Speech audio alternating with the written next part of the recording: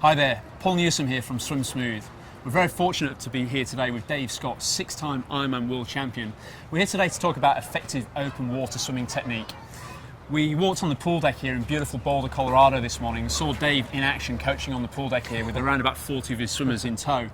What really struck me there was just how effective their strokes were, especially for rough open water swimming. The pool in the background here is a beautiful 25-metre pool. Even with these anti-wave lane ropes here, it was creating quite a bit of chop and turbulence. The swimmers were adapting their stroke for those conditions. So we're going to have a little bit of a chat to Dave about what you think is an effective open water freestyle swim stroke and some of the things that you've seen over the years, Dave. Well, my swim squad here is survival. We have too many in a lane, so when you walked out here with 40 people in a pool, in a 6-lane pool, it's mayhem. And I have to be kind of a referee to calm people down a little bit. But one of the things that I've always taught is that trying to get distance per stroke is really a reflection on whether or not you've got a great back end and whether or not you can extend that arm out and make a strong catch. And I don't emphasize that. Sure. It's something I don't emphasize because most of the triathletes, across the board, women not as much, just don't have the mobility in their shoulders. They're tight in their mid-back. You see their traps, their mid-traps are real tight. Their low back is tight. Hip flexors, because they run and ride, cause their body position to sink. Of course, we see some women that have a natural body buoyancy that are up a little bit higher. So I'm not concerned about taking 9 strokes for 25 meters. I actually like to bring the stroke rate up. And, Sure. and one of the things that we actually work on is for some of them to actually stop their arm extension at about 170 degrees. And everyone's taught to lengthen that arm out and extend it way out. And what happens is that their elbow, and I use the example I use, if you put an eyeball on your elbow. I heard that this morning, yeah, it's a very good analogy. Yeah. Well, if that eyeball looks out towards the side wall on that front end, and you're setting that elbow on the front end, that eyeball is always staying out here.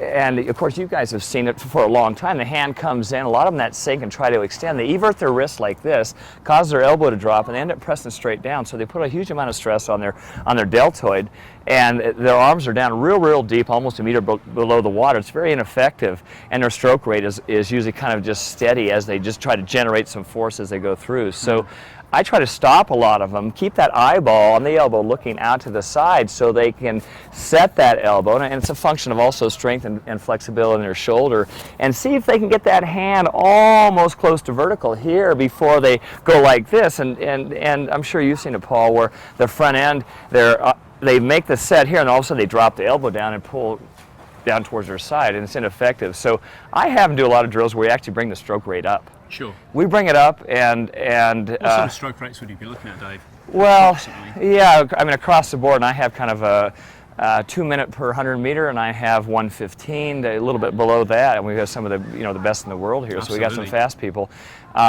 And we see it kind of across the board. Joanna Zeiger, I'll use her for example, on our Olympic team. She has a real fast stroke rate. People come out here and say, gee, who's that chainsaw in the water? I said, well, that's Joanna Zeiger. She's one of the best swimmers in the sport.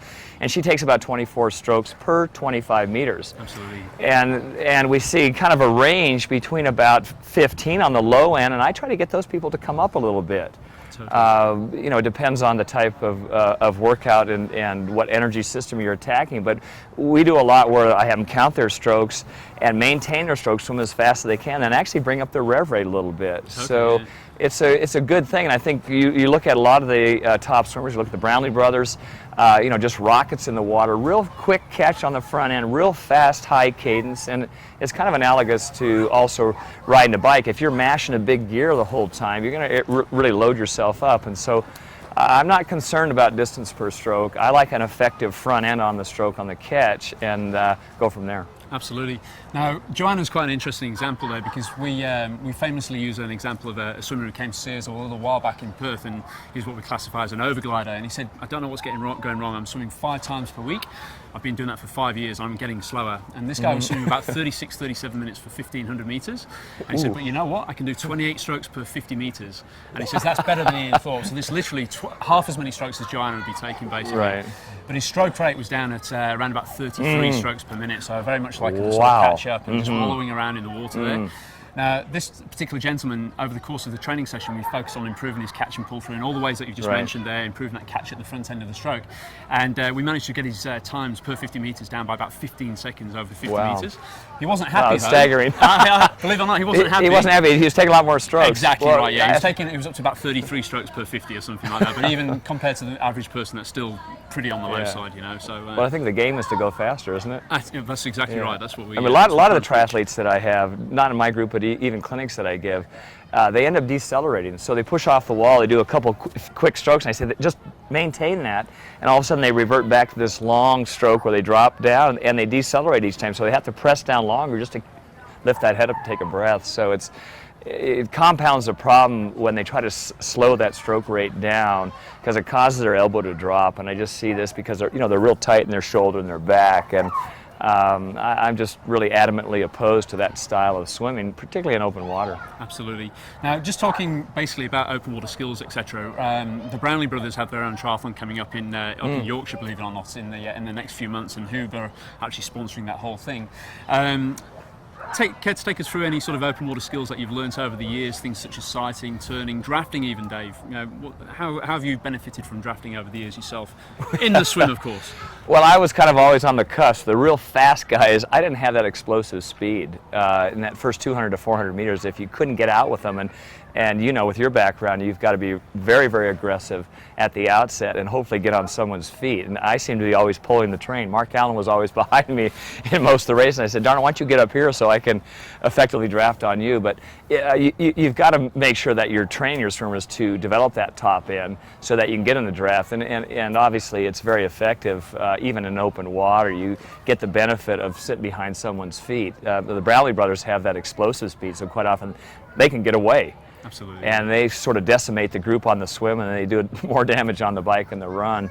I've always told people to take 3 or 4 strokes and sight, and we see a lot of the beginners when they're sighting, they end up picking their whole head above the water, and consequently they end up dropping their elbow, their hips drop way down. And so if they just take a normal breath and then rotate their eyes forward as they come down, they can spot. I have them try to pick out and make sure that they've looked at the course before the race, so they have something that's fixed on land, and rather than trying to look at those little buoys. And back in my day, a lot of times they used those milk cartons that were opaque, and they're about this big, and the sun's coming up, and you're thinking, gee, where is that milk carton? So if you have something that's sort of off fixed, maybe it's a telephone tower, a big tree, a slope of the mountain, and you know those turns, that's something that you can sight on, and then hopefully you're going to see those larger buoys that they have now. Absolutely, brilliant. Well, thanks very much, Dave, for spending some time with us today, talking about open water skills, etc. And hopefully some of those tips will take you through your next triathlon and help you improve your swimming.